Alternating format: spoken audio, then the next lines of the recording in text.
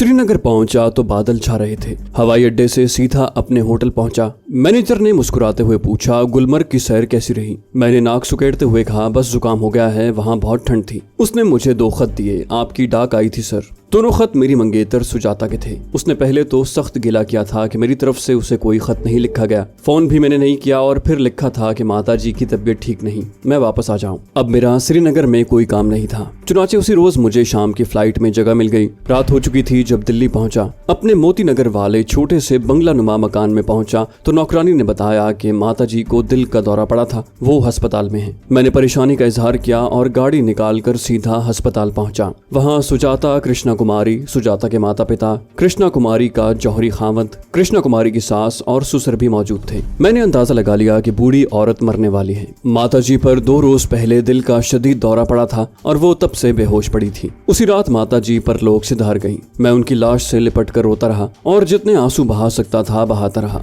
बम्बई से मेरे चचा दुर्गा प्रसाद भी आ गए। पिछले साल से वो अपना कारोबार नागपुर ले गए थे। क्रियाक्रम पर अजीब अजीब रस्में अदा की गई। अंतिम संस्कार का वक्त आया तो मेरा सर एक बार फिर मूंड दिया गया। माताजी की लाश चिता पर पड़ी थी। उनका सारा जिस्म घी में तर लकड़ियों में छुपा हुआ था। मुझे चिता को आग दिखाने के लिए कहा गया। मैंने चिता को आग लगाते हुए दिल ही दिल में कहा, अगर मरने के बाद तुझे मेरे राज का पता चल गया है और तू मेरी असली हकीकत को पहचान गई है तो मुझे माफ कर देना, लेकिन मैंने तुझे कोई दुख नहीं दिया। तेरे मरे हुए बेटे को फिर से जिंदा करके तुझे बेटे का प्यार दिया है। मुझे तसल्ली है कि तू अगर मेरा राज जान गई है तो किसी को बता नहीं सकेगी। चिता की लकड़ियां घी में चुपड़ी हुई थीं। देखते ही देखते चिता से शोले बुलंद होने लगे। 3 दिन तक रसूमात अदा होती रही। मेरे दफ्तर के सभी लोग माताजी का अफसोस करने मेरे घर पर आए। तीसरे यानी सोम की रस्म के बाद मैंने दफ्तर जाना शुरू कर दिया। इन 3 दिनों में मुझे इतना वक्त ही न मिल सका कि मैं किसी तरकीब से अपने बॉस से पाकिस्तान में राब्ता कायम कर सकता। जब सब रिश्तेदार चले गए तो मैं अपनी कोठी में अकेला रह गया।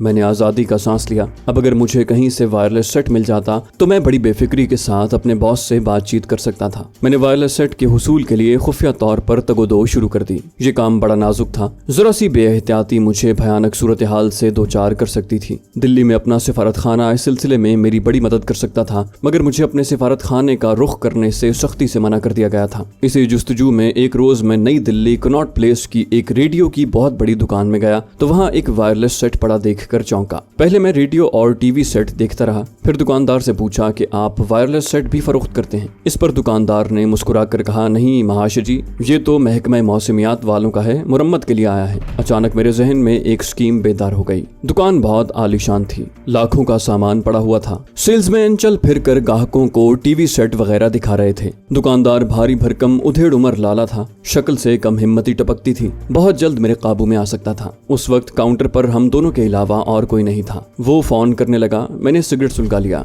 मैं बेहतरीन सूट में था। जब दुकानदार फोन कर चुका तो मैंने पूछा, आपका नाम क्या है महाशय जी? अग्रवाल तो आप जरूर होंगे क्योंकि आपकी दुकान का नाम ही अग्रवाल इलेक्ट्रॉनिक्स है। वो हंसते हुए बोला, मेरा नाम करमचंद अग्रवाल है, जद्दी पुश्ती दिल्ली के रहने वाले हैं। मैंने जेब से अपना शनाख्ती कार्ड निकाल कर उसे दिखाते हुए कहा, अग्रवाल जी, मेरा ताल्लुक सेंट्रल इंटेलिजेंस से है। वो एकदम घबरा गया। मैंने फौरन उसको तसल्ली देते हुए कहा, घबराइए नहीं महाशय जी, भगवान न करे ऐसी कोई बात नहीं है। बात सिर्फ इतनी है कि हमारे दफ्तर का एक वायरलेस सेट अरसे से खराब पड़ा है। हम हेडक्वार्टर को चिट्ठियां लिख लिख कर तंग आ गए हैं। अभी तक नया वायरलेस सेट हमें नहीं दिया गया। आप तो जानते ही होंगे कि दफ्तर की कार्रवाइयां कैसे चलती हैं। अब हमने फैसला किया कि हम अपने दफ्तर के फंड में से एक नया वायरलेस सेट खरीद लेते हैं क्योंकि एक सेट से हमारा काम नहीं चल रहा। बस आप हमें कोई नया या पुराना वायरलेस सेट ले दें, हम आपको मुंह मांगे दाम दिलवा देंगे। क्या ख्याल है? दुकानदार मजीद घबरा गया। उसने साफ इनकार कर दिया कि वायरलेस सेटों का तो वो बिल्कुल कारोबार नहीं करता। बोला, ये जी पहली बार एक वायरलेस सेट मुरम्मत के लिए आया है, वो भी सरकारी है। अब मैंने अंधेरे में एक तीर चला दिया कि शायद निशाने पर लग जाए। मैंने हिंदू दुकानदार की कलाई पकड़कर दबाई और चेहरा उसके करीब करते हुए गंभीर आवाज में कहा, अग्रवाल जी, सेंट्रल इंटेलिजेंस के पास इस बात का सबूत है कि आपकी दुकान पर गैर कानूनी वायरलेस सेट तैयार होते हैं और उन्हें मॉरिशस आइलैंड और जम्मू कश्मीर प्रांतों को स्मगल किया जाता है। दुकानदार का रंग एकदम जर्द पड़ गया। उसकी कलाई ठंडी हो गई थी। मैंने अंधेरे में दूसरा तीर छोड़ दिया। मैं अभी इसी वक्त आपकी दुकान ही से डीआईजी पुलिस को फोन करके यहाँ बुलवा सकता हूँ। फिर क्या होगा आप अंदाजा लगा सकते हैं। आपकी दुकान का लाइसेंस कैंसिल हो जाएगा। आप पर स्मगलिंग का ही नहीं बल्कि दुश्मन मुल्क से जासूसी का भी मुकदमा चलेगा। पुलिस वाले आपकी सारी हड्डियां तोड़ देंगे और फिर या तो आपको शूट कर दिया जाएगा या फिर उम्र भर के लिए जेल में फेंक दिया जाएगा। लाला कांपने लगा, होंठ खुश्क हो गए। मेरा तीर इत्तेफाक से निशाने पर जा लगा था। उसने कांपती हुई आवाज में कहा, इधर तशरीफ लाइए। वो मुझे काउंटर के पीछे बने हुए छोटे से कमरे में ले गया और अंदर आते ही मेरे पांव पकड़कर गिड़गिड़ाने लगा। महाशय जी, मुझ पर दया करें, मुझ पर रहम करें, मेरा कोई कसूर नहीं है। मुझे राम लभाया ने इस बुरे काम में डाला है। मैंने लाला जी को गर्दन से पकड़कर उठाया और उसकी आंखों में सीआईडी इंस्पेक्टर की तरह आंखें डालकर पूछा, ये राम लभाया कौन है? लाला जी ने प्राण छोड़ दिए थे, रंग उड़ चुका था, जिस्म कांप रहा था। बोला, वो अंडमान में रहता है जी, वहीं रहता है जी, मेरा कोई दोष नहीं है, मैं बेकसूर हूँ। मैंने लाला को कुर्सी पर बैठने का इशारा किया और कहा, तुम साल में कितने वायरलेस सेट तैयार करके गैर कानूनी तौर पर बाहर स्मगल करते हो? अग्रवाल ने हाथ बांध रखे थे, खुश्क होंठों को रेशमी धोती के पल्लू से साफ करते हुए बोला, सरकार यकीन करें मैं सेट नहीं बनाता, बिल्कुल नहीं बनाता। ये काम राम लभाया का एक आदमी करता है। मेरे कारखाने में वो सिर्फ असेंबल होते हैं। मैंने कहा, कानून के आगे तुम अपराधी हो, भारत के दुश्मन नंबर 1 हो। मैं तुम्हें अभी पुलिस के हवाले करके अपना फर्ज अदा करता हूँ। मैं उठकर यूं बाहर जाने लगा जैसे काउंटर पर से डीआईजी दिल्ली को फोन करने जा रहा हूँ। मुझे कभी यकीन नहीं आ सकता था कि ये शख्स इस काम में मुलव्विस था और मेरा काम इतनी जल्दी बन जाएगा। वो मेरी टांगों से लिपट गया, दया करें महाराज, मेरा सारा खानदान तबाह हो जाएगा। आप बैठें। वो बौखलाया हुआ था। उसने एक कैबिनेट के दराज को चाबी लगाकर खोला और नोटों की गड्डियां निकालकर मेरे कदमों पर रख दी। साथ ही चेकबुक खोलकर बोला, ये 1 लाख रुपए के नोट हैं, ये मेरी तरफ से आपकी भेंट है। इस चेक पर आप 4-5 लाख जितनी रकम चाहें अपने हाथ से भर लें, मैं दस्तखत कर दूंगा, मगर मुझे पुलिस के हवाले न करें। यह आदमी मुकम्मल तौर पर मेरे काबू में आ चुका था। मैंने नोटों की गड्डियों को पांव से एक तरफ कर दिया, चेकबुक को लेकर चारपाई पर फेंका और घबराए और बौखलाए हुए लाला अग्रवाल के कांधों पर दोनों हाथ का बोझ डालकर आहिस्ता से कहा, महाराज आप तशरीफ तो रखें, मुझे रिश्वत से कोई सरोकार नहीं, मैंने कभी किसी से रिश्वत नहीं ली। लाला अग्रवाल ने हाथ जोड़कर आजिजी से कहा, महाराज ये रिश्वत नहीं है, ये तो आपकी भेंट है। अब इस लाला से असल बात करने का वक्त आ गया था। मैंने ये तासुर बिल्कुल न दिया और न देना चाहता था कि मैं उसे राजदारी में ले रहा हूँ, बल्कि किसी कदर तहकुमाना अंदाज में कहा, हमें अपने दफ्तर के लिए एक छोटे ट्रांसमीटर सेट की जरूरत है। हम दफ्तरी सुर्ख फीते के चक्कर में वक्त जाया नहीं करना चाहते। तुम्हें इस ट्रांसमीटर की कीमत अदा कर दी जाएगी। मैंने एक सेकंड के लिए हिंदू लाला की आंखों में एक अजीब सी चमक देखी जो फौरन ही गायब हो गई। वो मेरी तजुर्बाकारी और चेहरा शनासी की महारत थी कि मैंने इस तब्दीली को महसूस किया, मगर मैंने भी उसे कोई अहमियत न दी और उसे हर हालत में छोटा ट्रांसमीटर हासिल करने के लिए उस पर दबाव डालने लगा। अगर उसने हमारे ऑफिस को फौरी तौर पर सेट मुहैया न किया तो उसे कानून के हवाले कर दिया जाएगा। करमचंद अग्रवाल हाथ बांधे बोला, महाराज मैं पूरी कोशिश करूंगा, आप परसों मेरी दुकान पर आएं। भगवान ने चाहा तो कहीं न कहीं से सेट मंगवा कर रखा होगा। मैंने उसे खास तौर पर हिदायत की कि चूंकि ये सीक्रेट सर्विस और भारत की सिक्योरिटी का मामला है, इसलिए वो किसी से हरगिज इस बात का जिक्र न करे।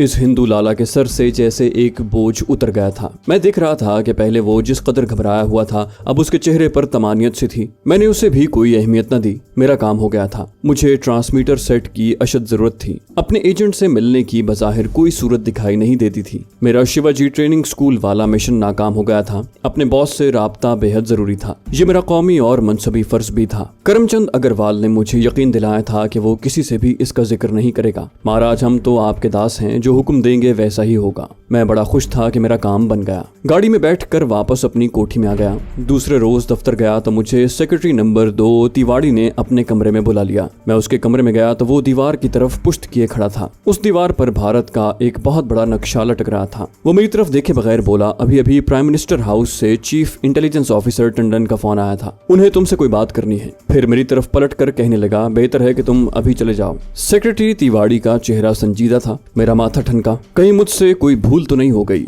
मैंने एक सेकंड में पिछले 3-4 दिनों की अपनी नक्लो हरकत का जायजा लिया। ऐसी कोई बात नहीं थी। मैं यही समझा कि हो सकता है मुझे कोई नया काम सौंपा जा रहा हो। थोड़ी देर बाद ही मैं अपनी गाड़ी ड्राइव करता भारतीय प्राइम मिनिस्टर हाउस की तरफ जा रहा था। पार्लियामेंट स्ट्रीट से घूमकर मैं वजीर आजम के सेक्रेटेरिएट में दाखिल हो गया। इंतहाई तजुर्बाकार, जीरक और अय्यार chief intelligence officer mister परशुत्तम Das Tandon सुनहरी फ्रेम वाली ऐनक लगाए अपनी बड़ी मेज के पीछे ऊंची कुर्सी पर बैठा किसी फाइल को देख रहा था। उसने मुझे कुर्सी पर बैठने का इशारा किया। कुशादा कमरा एयर कंडीशनड था। फाइल बंद करके उसने अलग रख दी। वो खद्दर के कांग्रेसी लिबास में था। उसने लकड़ी के बक्स को खोलकर मुझे सिगार पेश किया। मैंने शुक्रिया के साथ माजरत पेश कर दी। उस अय्यार हिंदू अफसर से मैं बहुत मोहतात रहता था और हमेशा उसे एक आला अफसर का एहतराम देता था। यही वजह है कि उसके सामने मैं कम से कम ऑफिस में सिगरेट नहीं पीता था। मिस्टर टंडन ने अपना सिगार सुलगाया और कुर्सी से टेक लगाते हुए एक तवील सांस ली और मेरी तरफ देखा। उसकी आंखों में मुझे एक अजनबियत सी दिखाई दी। मेरा माथा ठनका, कहीं मेरा कोई राज फाश तो नहीं हो गया। मिस्टर टंडन ने सिगार का हल्का सा कश लगाया और बोला, कैप्टन मेहता, तुम अग्रवाल इलेक्ट्रॉनिक्स क्या करने गए थे? एक लम्हे के लिए जैसे मेरी कुर्सी को किसी ने हिला दिया, जैसे ज़ल्ज़ले का हल्का सा झटका लगा हो। मैंने फौरन अपने आप को संभाल लिया। मैं सारी बात समझ गया था। अग्रवाल इलेक्ट्रॉनिक्स का मालिक करमचंद अग्रवाल यकीनन सेंट्रल सीक्रेट सर्विस का आदमी था। सीक्रेट सर्विस के एक अहम रुकन होने की वजह से मुझे मालूम था कि शहर में कुछ लोग रजाकाराना तौर पर भारत की खिदमत के लिए ये काम करते हैं। वो तनख्वाहदार बिल्कुल नहीं थे। चूंकि करमचंद अग्रवाल का ताल्लुक रेडियो और ट्रांसमीटर वगैरह से था, इसलिए सीक्रेट सर्विस का उससे राब्ता था। गोया उस हिंदू लाले ने मेरे सामने ड्रामा किया था। उसने मेरे शनाख्ती कार्ड पर से मेरा नाम मालूम किया था। मैंने वैसे भी उसे साफ साफ बता दिया था कि ताल्लुक सेंट्रल इंटेलिजेंस से है। मैं तो अपने मंसूबे पर अपनी हिकमत अमली की रोशनी में काम कर रहा था। ये सारी बातें एक साथ मेरे जहन में घूम गईं और मैंने खुद को अपने केस के दिफा के लिए पूरी तरह तैयार कर लिया। अपने चेहरे पर किसी किस्म की घबराहट के असरात बिल्कुल ना आने दिए। मैंने कहा, सर, मुझे इत्तला मिली थी कि अग्रवाल इलेक्ट्रॉनिक्स के मालिक का ऐसे लोगों से मिलना है जो गैर कानूनी तौर पर वायरलेस सेट मॉरिशस आइलैंड और श्रीलंका को सप्लाई करने का धंधा करते हैं। मैं इसी सिलसिले में तहकीकात करने गया था। मिस्टर टंडन पहले तो बिल्कुल खामोश रहा। अपनी छोटी छोटी तेज और मकनातीसी आंखों से मुझे देखता रहा। फिर सिगार की राख बड़े सुकून से एस्ट्रे में झाड़ते हुए बोला, तुमने उससे वायरलेस सेट किस लिए मांगा था, जबकि तुम्हें अच्छी तरह मालूम है कि तुम ऐसा नहीं कर सकते? मैंने अपने मौकफ पर जोर देते हुए कहा, सर, ये मेरा ट्रैप था। मैं उससे ज्यादा से ज्यादा इंफॉर्मेशन हासिल करके सबूत हासिल करना चाहता था। आखिर मैं सीक्रेट सर्विस का एक जिम्मेदार अफसर हूँ। ऐसी तहकीकात मेरी ड्यूटी में शामिल है। मिस्टर टंडन ने सिगार का हल्का सा कश लगाया और कहने लगा, कैप्टन मेहता, मुझे अफसोस है कि तुमने एक जिम्मेदार सीक्रेट ऑफिसर का सबूत नहीं दिया। जो कुछ तुमने किया है वो तुम्हारी ड्यूटी में शामिल नहीं। मैंने गहरा सांस भरते हुए कहा, ठीक है sir, I am sorry. Mister Tandon ने कहा, अब तुम वहाँ कभी नहीं जाओगे। तुम्हारा काम दफ्तर में रहकर फराइज अंजाम देना है। बाहर हमारे आदमी काम कर रहे हैं। मैंने इस मामले को ऊपर तक नहीं पहुंचाया। मुझे उम्मीद है कि तुम आइंदा मोहतात रहोगे। अब तुम जा सकते हो। मैं नमस्कार करके चला आया। मेरी खुशकिस्मती थी कि मैंने इस कमीने अग्रवाल से ज्यादा राजदारी के अंदाज में बात नहीं की थी। मैं उसे एक सीक्रेट सर्विस के अफसर की हैसियत से ही बोलता रहा था, वरना उसने मुझे मरवा देना था। अग्रवाल केस तो खत्म हो गया था, मगर मेरी छठी हिस्स ने मुझे खबरदार कर दिया था कि मिस्टर टंडन के दिल में हल्का सा शुबा पड़ गया है। ये शुबा क्या था,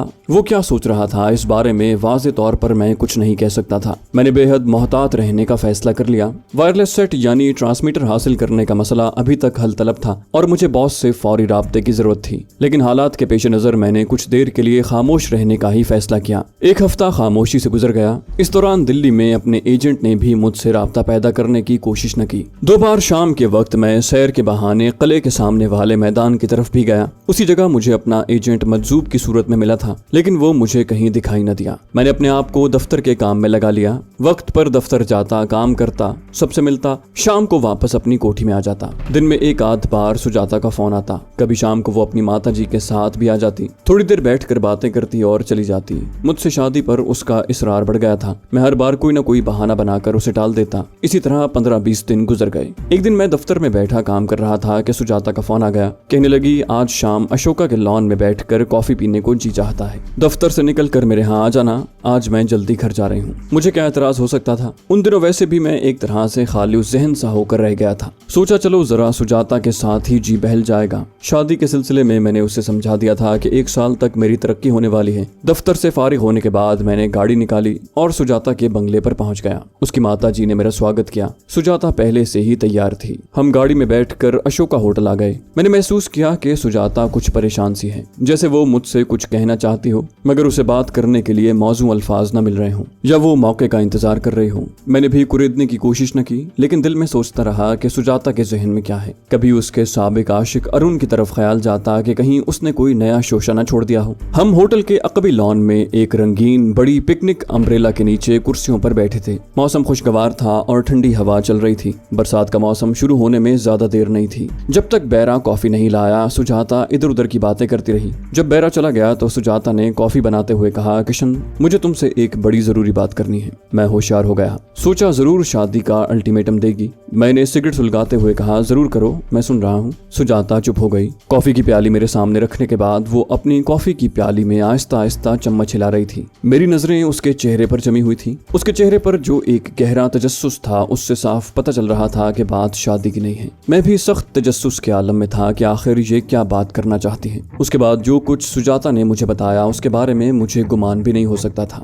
सुजाता ने कॉफी का एक घूंट पिया और प्याली प्लेट में रख दी। फिर आसपास एक निगाह गलत अंदाज में डाली, साड़ी के पल्लू को कांधे पर दुरुस्त किया और मेरी तरफ देखकर बोली, किशन, मैं तुमसे एक बात करने वाली हूँ जिसकी बाबत मुझे गीता पर हाथ रखवा कर कसम दिलाई गई है कि मैं तुम्हें कभी न बताऊं। मैं अंदर से चौंक गया। ये क्या कहने वाली है? मैंने मुस्कुराते हुए कहा, ऐसी कौन सी बात है डियर? किसने तुम्हें गीता पर कसम दिलाई थी? खुलकर बात करो। सुजाता बोली, किशन, मैं एक हिंदू लड़की हूँ। मेरे लिए गीता एक मुकद्दस किताब है, मगर मैं प्रेम को गीता से भी बढ़कर समझती हूँ। चूंकि मैं तुमसे प्रेम करती हूँ इसलिए कसम तोड़ रही हूँ। अंदर से मेरा दिल मुतजलजल जरूर था, यकीनन कोई खतरनाक बात होगी। मैंने सुजाता का हाथ अपने हाथ में थाम लिया और कहा, सुजाता, मैं भी तुमसे बेहद प्रेम करता हूँ। भगवान के लिए मुझे बताओ, आखिर ऐसी क्या बात है? तुमको मुझसे क्या छुपाने के लिए कहा गया है? किसने तुम्हें कसम दिलाई थी? वो बोली, तुम्हारे कोई हेड परशुत्तम दास टंडन भी है। मैं सिगरेट का कश लगाते लगाते रुक गया। हाँ, क्या उन्होंने तुम्हें कुछ कहा? सुजाता ने अब बोलना शुरू कर दिया। बोली, किशन, आखिर उन्हें तुम पर शक क्यों हुआ है? तुम सीक्रेट सर्विस के एक जिम्मेदार अफसर हो। तुम्हारा पुराना रिकॉर्ड शानदार है।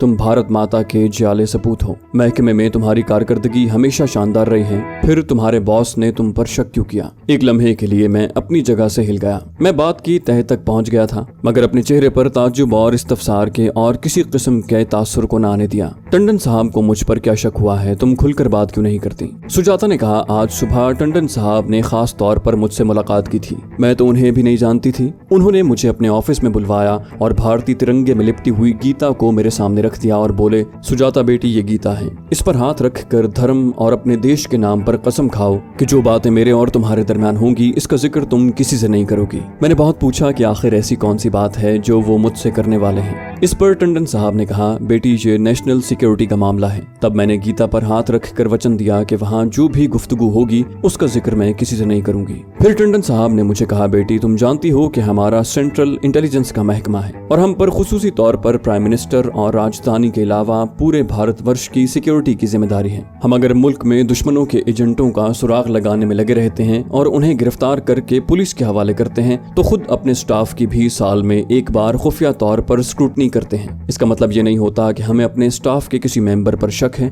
बल्कि ये महज नेशनल सिक्योरिटी के लिए हमें करना पड़ता है। लेकिन हम ये चेकिंग और स्क्रूटनी इंतहाई राजदारी से करते हैं। यही वजह है मिस सुजाता कि हम आपको एतमाद में ले रहे हैं, क्योंकि हमें तुम्हारे मंगेतर कैप्टन किशन मेहता की रूटीन की चेकिंग करनी है। किशन, मैं परेशान हो गई। मुझे ऐसा लगा कि वो लोग तुम पर दुश्मन के एजेंट होने का शुबा कर रहे हैं। चीफ इंटेलिजेंस मिस्टर टंडन के दिल में क्या था मैं समझ गया था। उसने सुजाता के आगे झूठ बोला था कि वो स्टाफ की रस्मी चेकिंग की मुहिम के सिलसिले में मेरी स्क्रूटनी कर रहे हैं। उसे अग्रवाल वाले ट्रांसमीटर के वाक्य के बाद से मुझ पर शक हो गया था और वो सुजाता के जरिए मेरी छानबीन कर रहा था। वो शायद मुझे किसी ट्रैप में उलझाना चाहता था। मैंने दिल में खुदा का शुक्र अदा किया कि उसने ये बात सुजाता से ही की थी और सुजाता को भारत माता से ज्यादा मुझसे प्यार था। अब मैं ये मालूम करने के लिए बेताब था कि अय्यार टंडन ने मुझे फांसने या मेरी असलियत मालूम करने के लिए कौन सा जाल फैलाया था। मैंने मुस्कुराते हुए टंडन की तायद की और कहा, अरे नहीं सुजाता, ऐसी बात नहीं है। टंडन साहब ने तुमसे बिल्कुल ठीक कहा है। ये तो हर साल इंटेलिजेंस के सेंट्रल स्टाफ की खुफिया छानबीन की जाती है। ये महज एक रस्मी कार्रवाई होती है। वैसे मैं तुम्हारा शुक्रिया अदा करता हूँ कि तुमने ये सब कुछ मुझे बता दिया और ऐसा तुमने महज मुझसे प्रेम होने की वजह से किया है। मगर टंडन साहब ने आगे क्या कहा यही मालूम करने के लिए मैं बेताब था, मगर बज़ाहिर किसी किस्म की बेताबी का इजहार नहीं कर रहा था। बिल्कुल नॉर्मल और सुकून के अंदाज में पूछ रहा था। सुजाता बोली, उन्होंने मुझे पॉकेट साइज का एक छोटा पावरफुल ट्रांसमीटर दराज में से निकाल कर दिया। फिर फिर कहा कि बेटी तुम ये ट्रांसमीटर अपने कमरे की मेज पर जाकर रख देना। फिर कैप्टन किशन मेहता यानी अपने मंगेतर को बुलाकर उस कमरे में ले जाना, किसी बहाने उसे ट्रांसमीटर दिखाकर कहना कि ये हमारे एयर इंडिया के ऑफिस में था, खराब हो गया था इसलिए मैं इसे ले आई हूँ, अब ये किसी काम का नहीं है। मुझे अच्छा लगा था, बॉस ने मुझे दे दिया, मैं इसे शो पीस के तौर पर रखना चाहती हूँ। इस पर तुम्हारा मंगेतर जो रद्द अमल जाहिर करेगा उसकी बाबत हमें इत्तला कर देना। बस बेटी तुम्हारा इतना ही काम होगा। फिर टंडन जी कहने लगे, हमें मालूम है कि कैप्टन किशन मेहता भारत प्रेमी है, भारतवर्ष के लिए उसके बहुत जज्बात हैं, उनकी जात शको शुबे से बुलंद है, मगर बेटी हमें सिर्फ ज़ाब्ते की कार्रवाई ही पूरी करनी है।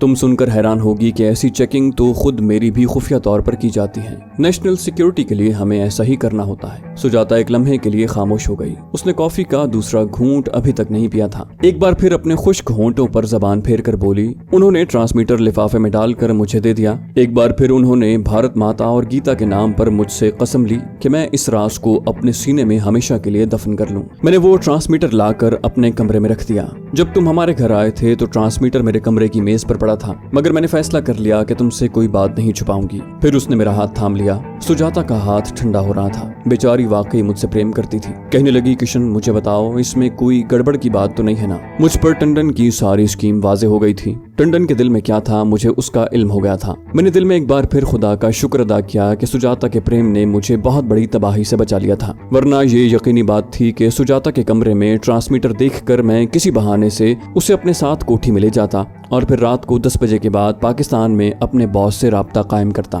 लामहला टंडन के आदमी मेरी कोठी से नशर होने वाले सिग्नल्स को अपने सेट पर रिकॉर्ड कर लेते और मैं बहुत बड़े अजाब में मुब्तला हो सकता था। अगरचे मैं मरमूज जबान में पैगाम नशर करता और वो मेरे ख्याल के मुताबिक उसका मफहूम न समझ सकते थे, लेकिन सिर्फ यही एक हरकत मुझे जेल भिजवाने के लिए काफी थी कि मैं आधी रात को खुफिया तौर पर अपने बंगले से किसी को पैगाम दे रहा था। मुमकिन था उन्हें मेरी फ्रीक्वेंसी से ये भी पता चल जाता कि मेरे सिग्नल पाकिस्तान के लिए हैं, या फिर वो मेरी फ्रीक्वेंसी नोट कर लेते और उसी फ्रीक्वेंसी पर अगली रात खुद उसी जबान में एक आध जुमले बोलकर मेरे बॉस से ये मालूम करने की कोशिश करते कि वो कहाँ से बोल रहा है। मैंने इत्मीनान का सांस लिया। मैं वाकई बहुत बड़ी तबाही से बच गया था। अब सिर्फ मिस्टर टंडन की तलवार मेरे सर पर लटक रही थी, क्योंकि उसे मुझ पर पाकिस्तान के एजेंट होने का शुबा हो चुका था। मैंने बेपरवाही से हंसते हुए सुजाता के हाथ को दबाया और कहा, सुजाता तुम खामखा परेशान हो रही हो। टंडन जी ने जो कुछ कहा बिल्कुल ठीक कहा। ये तो हमारे दफ्तर की खुफिया कार्रवाई होती है। इससे ये मुराद नहीं ली जा सकती कि दफ्तर को स्टाफ के किसी मेंबर पर शक है। टंडन जी ने ठीक कहा था कि ये चेकिंग तो साल में एक बार उनकी भी होती है।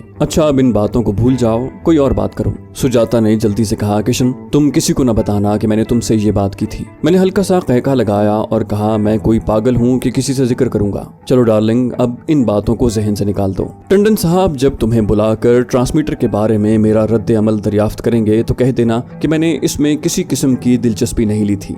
उसके साथ ही मैंने सुजाता के हाथ पर आहिस्ता से हाथ रख दिया। और जाहिर है कि मुझे ट्रांसमीटर से क्या दिलचस्पी हो सकती है। तुम अगर मुझे ये सारी बातें न बताती तब भी मैं ट्रांसमीटर में किसी किस्म की दिलचस्पी का इजहार न करता। भला मुझे ट्रांसमीटर से क्या काम? सुजाता मुस्कुराने लगी, बोली, अब मुझे इत्मीनान हुआ है किशन डियर। मैं तो पहले बहुत परेशान हो गई थी कि भगवान न करे तुम्हारे महकमे को तुम पर जासूस होने का शुबा हो गया है। मैंने एक और हल्का सा कहका लगाया और सुजाता को मजीद मुतमईन कर दिया। मैं जानबूझकर भी सुजाता से हंस हंस कर बातें कर रहा था, क्योंकि मुझे मालूम था कि इंटेलिजेंस का कोई ना कोई आदमी किसी न किसी भेस में हमारी निगरानी कर रहा है। मैं उसको ये तासुर देना चाहता था कि हम कोई खुफिया बात नहीं कर रहे बल्कि हंसी मजाक की बातें हो रही हैं। फिर मैंने मौजू बदल दिया और फिल्मों की बातें करने लगे। वहीं हमने अगले रोज हेमा मालिनी और धर्मेंद्र की एक फिल्म देखने का प्रोग्राम बना लिया। अशोका से निकलकर अपनी गाड़ी की तरफ जाते हुए मैंने कस्दन इधर उधर देखने की कोशिश न की, ताकि इंटेलिजेंस का वो शख्स जो वहाँ कहीं न कहीं मौजूद था ये न समझे कि मैं उसे देखने की कोशिश कर रहा हूँ। मैं सुजाता को लतीफे पर लतीफे सुना रहा था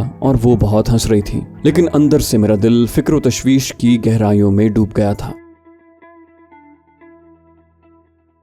तो दोस्तों ये थी हमारी आज की एपिसोड। उम्मीद करते हैं आपको हमारी कहानी पसंद आई होगी। जाने से पहले इस वीडियो को लाइक कीजिए और शेयर करना मत भूलिए। कमेंट करके हमें बताइए कि आपको हमारी वीडियो कैसी लगी। और अगर अभी तक आपने इस चैनल को सब्सक्राइब नहीं किया तो इसे सब्सक्राइब कीजिए और बेल आइकन दबाकर ऑल नोटिफिकेशंस ऑन कर लीजिए।